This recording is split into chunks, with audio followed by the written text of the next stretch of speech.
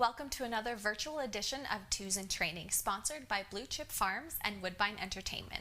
I'm Jaimi MacDonald, and today we'll be catching up with trainer Ben Wallace. He's earned over $38 million in purse earnings and just shy of 1,950 training wins. Now that is a career of a Hall of Famer.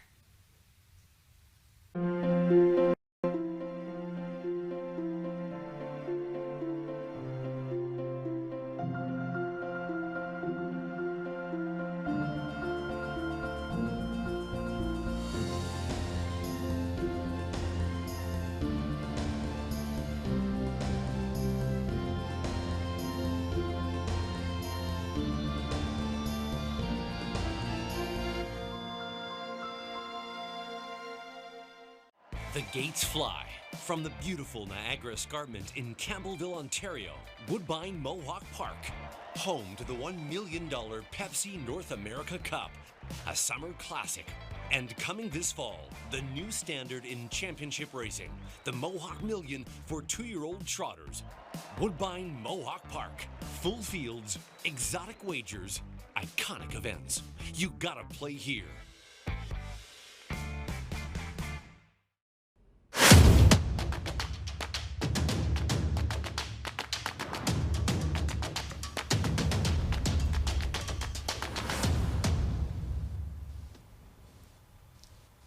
Welcome back, and thank you for joining us here this evening, Ben, on our virtual version of Twos in Training. Glad to be here. As you know, this is live, so bear with us. If there's any connections or anyone watching, we might, break up a little bit, but stay tuned. We have some interesting facts about Ben to talk about throughout the next little bit. But first, I want to know how you're doing with this COVID pandemic. Has it changed how you're going to the barn and training your horses? No, we're very fortunate here. Actually, our job description requires us to get to the barn, do what we have to do. I think everybody in the barn is very cognizant about what's going on now, and we don't fraternize as much as we used to, barn to barn. We got a very, very great working crew in the whole barn. Everybody seems to function great, and but we are well aware of the importance and the significance of this terrible virus. Yeah, when we're working with live animals every day, you can't not go to work. So it's something that you do have to be mindful of and be able to still do your job as well. Speaking of training and doing your job, let's get right into a couple of your 2-year-olds that you're excited about for this summer. And the first one we're going to talk about is Cheddar This. It's a filly by Better Than Cheddar out of Sarah's Creek and $15,000 at the Lexington Select Sale. So can you tell us a little bit about this filly? How's she been going? What stuck out for you with her at the sale? Well, actually, I went to Lexington last year with no intention of buying anything. I just really didn't have, I wasn't motivated. The phone wasn't ringing, but you go to a horse sale, you're supposed to buy a horse. So coincidentally, I spotted this filly. I knew a little bit about her background, and I thought, geez, she looked like a nice filly that could get raced. And that's all I was really looking for, a racehorse type of filly. And coincidentally, five numbers later was the same type of filly. Looked like a racehorse pedigree, something that would get there, that might get there early. But now I'm torn between what do I do, which one do I like better, and what the hell, I bought both of them. There's always that option too, right? Going for both. And the next one is Always Watching, a filly by He's Watching out of Ravish and Masterpiece, $15,000 again at Lexington. That's where you said you saw the dual option there. Exactly. She was, I think, I can't recall which one was which, but she was 5 numbers apart. And I had a filly full sister to this filly last year that was sent to me that was not put on the way she probably should have been, and it really hurt her on the racetrack. But boy, it never bothered her desire. So that always stuck in my mind, that if I could find somebody that had the intestinal fortitude and had some carriage underneath her that was put on right, maybe she'd be a horse. And this filly was put on pretty good. Boy, on the racetrack, she's all she does is want to make you happy. She just tap her on the tail and do whatever you want. And we've been in 15 with both of them, and which is more than I normally go, but they've been more willing, and so we've let them sort of progress there. We'll hold them a little bit now, certainly with what's going on in the spring, but they've been a pair of sweethearts to work with this winter. That's great to hear, because 2-year-olds, they can always go different ways. And how was it with them this winter? Were they shy at anything? Was it tough to get them going, or just kind of they were rockets right out of the sail? No, they as I said, they've been a pair of sweethearts. They just try to make you happy on the racetrack. They've been very good, and I couldn't tell you if I was trying to sell them. I couldn't tell which one I'd want to sell before the other. They're identical. They act that way on temperament. They act that way with ability. And again, there's no illusions of grandeur. Their pedigree tells you what they are. But maybe we can fool them a little bit, and they'll get there early and have some fun, and maybe even make $1. Yeah, of course. That's the dream for everyone, isn't it? Exactly. So let's talk about your stable kind of in 2020. You started off with a really great racing year so far, until it kind of came to a halt this spring. But you started off very strong. Yeah, I've got 2 or 3 just exceptional racehorses that I've always been lucky to, and I mean we all know the Easy Lover Hanover story, and you certainly know the Apprentice Hanover story, and the Military Secret was a new one on the scene, and he won 5 or 6 in a row for us as well. So we have some green horses that are getting ready, and they kind of get stalemated. I qualified 1 or 2, I think, on the week before we were shut down in March. So I'm anxious to get them going, but you're in a sort of a real predicament here, how much you want to get them ready, given that it still might be 6 weeks before we get started. So, I am where I'm supposed to be right now, and I'm happy for it.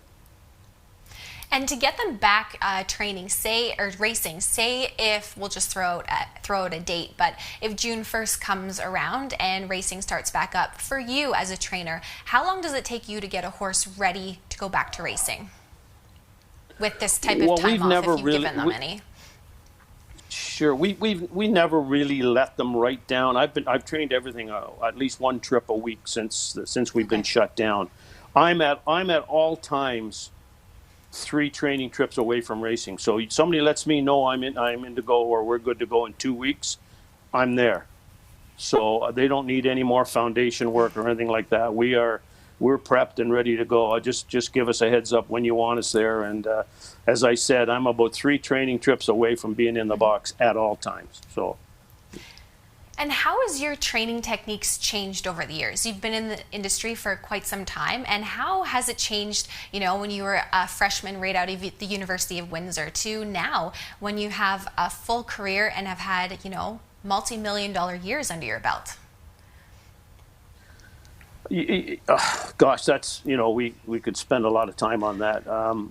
You still have to train to the type of horse that you have. Trying to meet specific times or deadlines is very difficult, because some will take you there early, and some will struggle. So you have to be able to dig into your well of wisdom from years of doing it and say, I'm going to back up on this girl, or I'm going to step on the tail with this guy and go ahead a little bit. So it's a matter of just looking at the animal and putting what type of work into them that your body of work has told you what to do. So that's kind of how it is. There's nothing etched in stone. Common sense is still the greatest factor in training racehorses. Absolutely. And speaking of your well of wisdom, is there anything from anyone in the industry that really spoke to you throughout your career that you've taken and really owned as your own thing? Any advice or anything? I found I only worked for 3 people, really, and 2 of them were Hall of Famers. I worked for Keith and Wellwood and Garth Gordon, and those 3 people, none of them taught you anything, but they allowed you to learn from them, and I think that's basically how it is. Yeah, is in any sort of shed row. Nobody's going to really take a whole lot of time. It doesn't appear anyway in my world that people want to really be teaching people. You get them through the system, let them, and if they don't learn, then it's on them. But taking somebody, Keith Waples wasn't going to take you aside and tell you how to put a hobble hanger on, or Wellwood the same, or Garth. I mean, if you didn't learn it, then you were replaced. So you picked it up along the way. And you learn pretty quick if you put it on backwards or something. I'm sure they'd tell you. Yeah. That brown envelope look a little empty on the weekend, that's for sure. And is there anything you would give a new trainer who's just starting out? Any advice for them who's maybe, a couple years into the industry and might not have, all of the experience that someone like yourself does with the ups and downs that the industry has?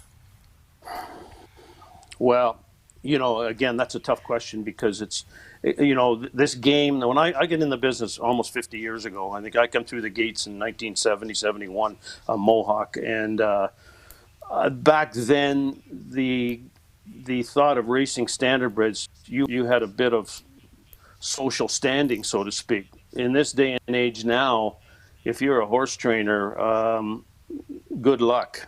You really have to pick and choose.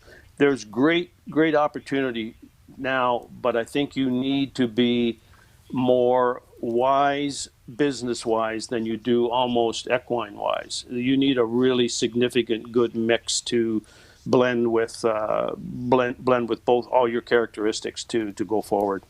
The horse business, in my day, the horse business used to come to me. When people were doing good and racing and you're training 40, 50, 60 head of horses, the business would come to you. The phone would just naturally ring.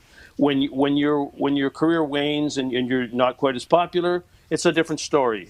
You got to go out and market and do promotions and things like that. And I understand that, and that's a big plus now. So any young horse trainer, I would say,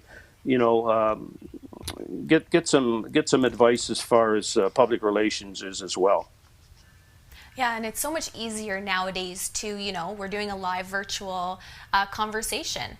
And, years ago, for starting out for yourself, or even not that many years ago, this wasn't something that we could do. And that goes with the horse racing industry as well. Finding people. No kidding. It took us 20 minutes to get hooked up here. No wonder. I mean, so, absolutely, So you've had your fair share of ups and downs in the industry, and one of those downs was that barn fire at Classy Lane. And during that tragic incident that happened a few years ago, what did the industry teach you about our community? Well, I mean, that's been said, that unbelievably everybody came to the front as best they could. It was a horrific time of everybody's career, certainly not just mine, but the whole industry. I mean, got beat up on that situation, and that's enough said on that. I've beat that up too.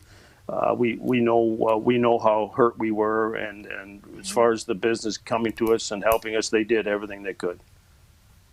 Yeah, and on a flip side of the harness industry is the thoroughbred industry, which you've been involved in for a little bit, and you own 6 thoroughbreds now, is it? Well, I have parts of 6, yes, as we speak, and we've had some fun. And the last few years, actually last year was a pretty good year for us.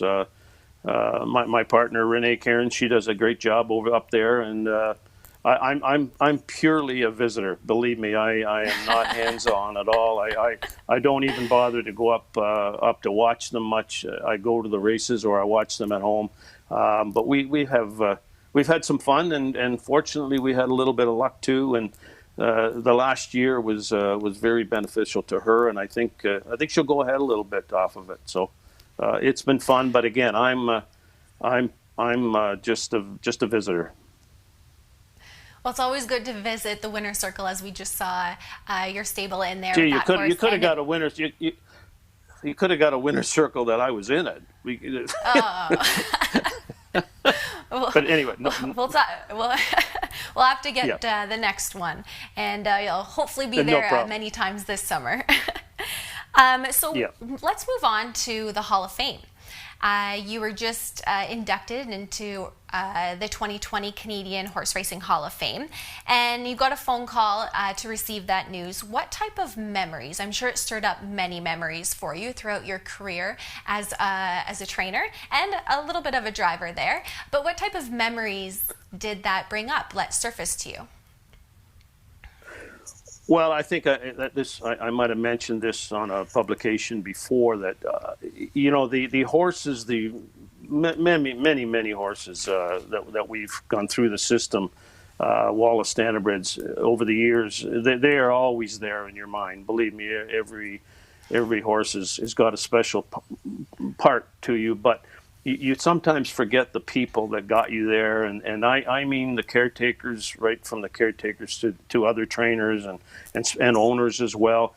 They really conjured up some memories that I'll be honest with you, I really had a hard time sleeping that night. Every memory I had brought another one out, and 99% of them were great memories. I loved racing horses. I love, we were pretty steady going for 25 years in the mid 90s to the mid 2000s, or the 80s to the 2000s. We 25 years we raced pretty tough every night, and I had nothing but the time went like a snap. I loved getting in the barn in the morning. Doesn't matter what time I got to bed the night before, I was up and at it, and I think anybody would say that. But I just loved it. I loved the game. I loved racing at the time, and but the people that I was associated with that worked for me, I can't say enough of them, and the memories that I have with them. And some of them would have memories of working for me, I'm sure, but it was fun, and I was very lucky that I chose the occupation I did. And was the Hall of Fame ever on your radar throughout your career? Was it something that, you want to thrive or strive for? Like in different industries and other sports industries, the Hockey Hall of Fame, anything like that. That's something that some people, when they're having a great career, think about. Is it something that ever crossed your mind? Never crossed my mind till 2 years ago. I was at the Hall of Fame presenting a trophy to Daniel Plouffe for Blissful going into the Hall of Fame, and somebody mentioned to me that time that you got a pretty good shot yourself at some time, and I gave a thought, but I never really considered it at any time in my career or my life for that matter. It's something that you're surprised when it happens. I know I was on the ballot once or twice before, which I thought was great, and was more than happy to get that far. But to make it through it was something I never thought of it. And rewinding through your career, as you said, it stirred up memories and people and horses from all aspects of the industry. Is there a win that stands out to you? Was it your first training win, a big stakes race win, or just, an overnight with a horse that really meant something to you? When Mario Baerjan win with Totally Western in the 2002 two-year-old Breeders' Crown, and I owned half of them, and I think we raced for $1,020,000. Our check was over $500,000. Believe me, I've had nice little quaint wins that made you happy for the moment. But when you win going for $1 million and you own the horse, and one of your best friends is driving the horse, you can't top that. Triple Crown winners don't top that, as far as I'm concerned. When you're that involved in the horse on the ownership end, it doesn't match it. That was a big night for me and everybody involved. So yeah, that'll go down as a memory. I bet it makes all those minus 30 January days worth it. Yeah, absolutely. And speaking of some of your other horses, you've had great horses, like you had mentioned, your Triple Crown winner, Blissful Hall. Do you remember some of your other starters here? We're going to start with Cammo Motion. Cammo Motion earned $1.9 million and had a mark of 48-3 back in 2002. He's a forgotten horse, and really it wasn't until Paul MacDonald. I did forget that Paul Mac drove this horse a lot of the times, and it was he come down my alleyway. We were stable together, and he had his phone out, and he said, I just Googled Cammo Motion, and I looked at his card. And I said, geez, how does this horse slip through the radar? What he only raced till he was 5, and he started racing at beginning of his 3-year-old year. And he put $1,000,009 on his card, $1,000,009, and he won the Graduate down in Jersey, and he won some great stake races here. But what a war horse! I mean, just a great horse. And again, he comes on Herald. He wasn't recognized in the Stallion Barn, which is understandable. But to have one like that and just sort of lose him in the mix of your other ones, that says something about the other ones, to be honest. Yeah, absolutely. And another one that we can talk about is Armbro Rosebud. She earned over $700,000 in just 2 racing seasons. Yeah, she was the O'Brien winner that year, and actually Marv Chandler bought her as a yearling, and she was a war horse. And I got a shout out to Bruce MacDonald on that. He looked after that filly like he owned her, and I know he loved her, and she just raced her heart out. Ricky Zeron raced her, and he raced her tough every start, which the way he should have. And she had the shortest memory of any horse I raced. She just come back next week. She had a terrible knee. Dr. Rook, I sent her Dr. Rook's of her 2-year-old year, and he looked at the x-ray and said, geez, I'm not sure what we should do. Well, we did some work on her, and in August of that year, she won 2 gold eliminations and 2 gold finals. And as I said, she got race tough the way she should have, and she forgot about it as soon as the race was over and went right back to work the next day. She was a treat, and she's a horse that I very endeared to, that filly. And the next one here is Armbro Balmoral, a Camluck gelding that raced for 7 years and earned over $800,000 with a mark of 49-2. There's another one that I actually got a call from a gentleman, Martin Zimmerman. He owned her, and after I was inducted into the Hall of Fame, or going to be, we touched, and he mentioned Armbro Balmoral, and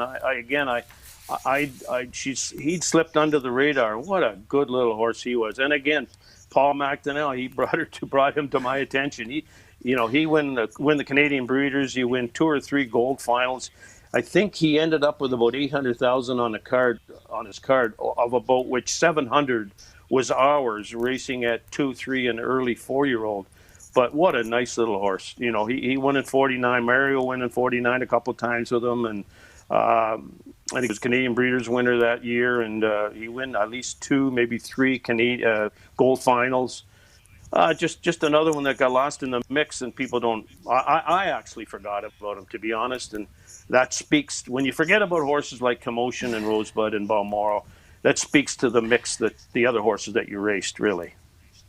Yeah, absolutely. And looking at your career here, by the numbers, you're just shy of 1,950 wins as a trainer. That is a huge accomplishment,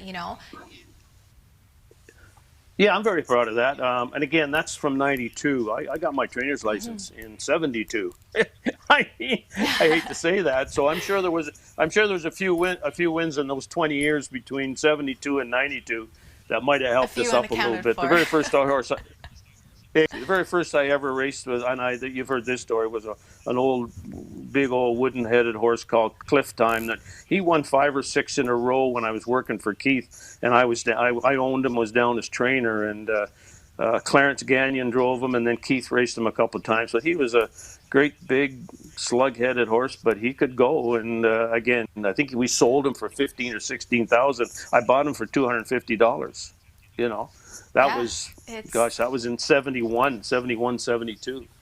So, between those 20 years, we had some fun, and we win some races back then as well. And we're going to put up some questions. We had some email questions that came through. And the first one is from Dave Briggs. So you once worked for the late Bill Wellwood. Was there who was an exceptional horseman and a unique human being. Can you share a favorite story of Woody?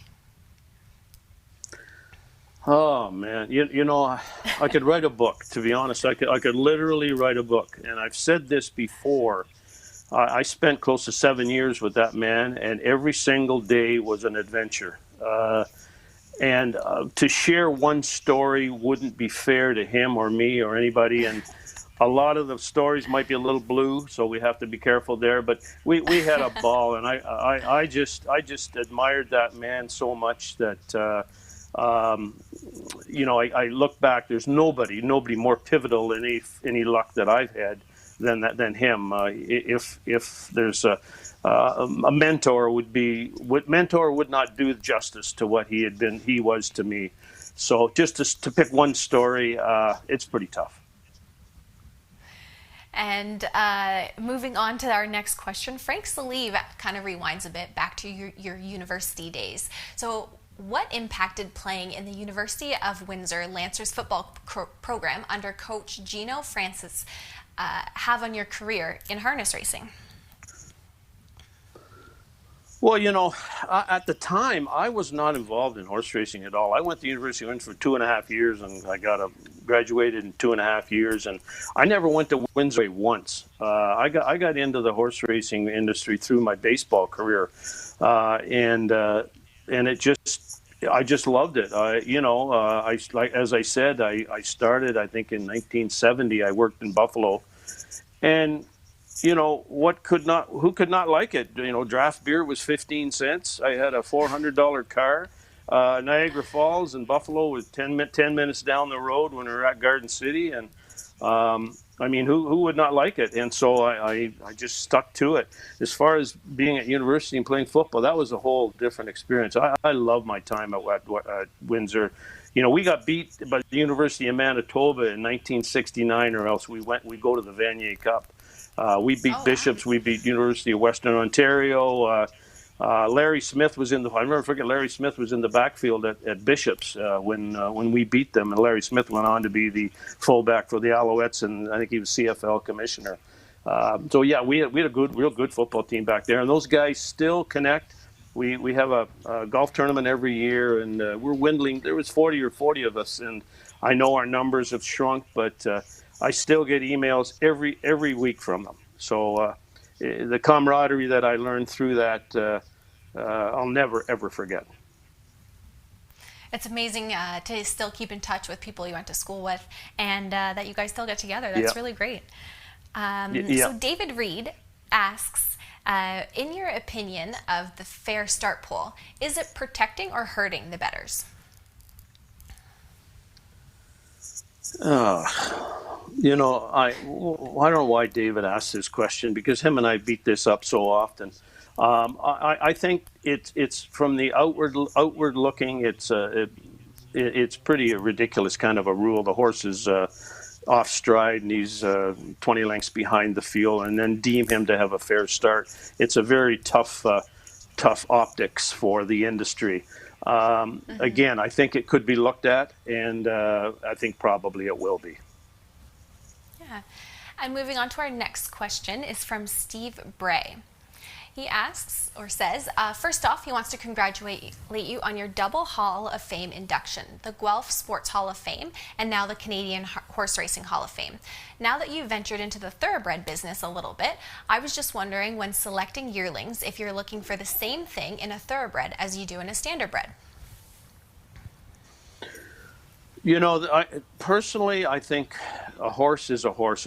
And again, most of the horses we're racing, we bought as yearlings. We haven't bought any race horses in the thoroughbred game. So we've concentrated on nothing but yearlings. And there's got to be a look to a horse that you appreciate. And I think it's equally important in both breeds. There's got to be a symmetry to the animal, and let that symmetry flow through from the head to the tail, how he handles himself, his manners. You know, I'm not a big proponent of picking legs up and pinching and squeezing and shaking and stuff like that. A horse can tell me, you know, I like to walk them a little bit, see how they look and move, and their ears up and whatever. And I've seen any way to examining yearlings, but by and large, the appearance of the animal and it's almost again 2 steps out of the stall. You either go, ooh, keep him going, or you do the cursory, yeah, I'll like him, and then but put him back away, put him away. Yeah, absolutely. And our last question from our emails that came in is from Charles Foster. And he says, you may have trained many great horses, including Blissful Hall, a pacing Triple Crown winner and the Canadian Hall of Fame inductee. But nondescript claimer of Cliff Time was the horse that changed your life. Can you explain? Well, I alluded to that just a minute or two ago. He was the first horse I ever trained. He was a $250 retread running around a field just north of Mohawk that my parents were friends of the owner, and he'd been tried and he was no good, and I'd ask Keith Waples if I could borrow stall off him. I'd do him in the afternoons, and I worked away at him in the afternoons, and he was the quintessential jughead. He was heavy, big old ugly head, and as I said, the first time I hitched him, he kicked over a shaft at Garden City. He run through the barn area, knocked 3 or 4 of West Coke's $1,000 wooden shaft Houghton race bikes off the wall, and he's laying there. And I said, "You son of a gun! I mean, this is going to be a dirty one." But he won 5 or 6 races in a row right off the bat, and he worked his way up into a 9-11 claimer, which was the top claimer on the grounds back then. Mm-hmm. And as again I said, how long has this been going on? I think I'll maybe try this for a living. And right or wrong, that he started me, and yes, he did change my life. Yeah, I think we've all been in the barn or involved with a horse where you're kind of like, oh, but you love them anyways, and they change it for the better. Exactly. Exactly. He was all of that. Those are all of our questions that were emailed in and online today. So I just want to thank you for joining us here this evening on our virtual Twos in Training. No problem. Anytime. And for everyone watching online, we'll be back on Thursday, April 23rd for another live virtual version of our Twos in Training. This time it'll feature Heather Vitale and Ron Burke. Harness Racing Update is the sport's most comprehensive and trusted news source and the fastest growing publication in the game. HRU has you covered with award-winning features and commentary from some of the sport's best writers. Stellar photography, race news, results, entries, handicapping, and video replays. The industry's most comprehensive sales results and Harness Racing's best reader feedback section. And it's all delivered free of charge to your email box multiple times each week. See why HRU is the most trusted news source of the sport's most important people from all facets of the industry. Subscribe today for free. To subscribe, just go to harnessracingupdate.com and then click subscribe for free.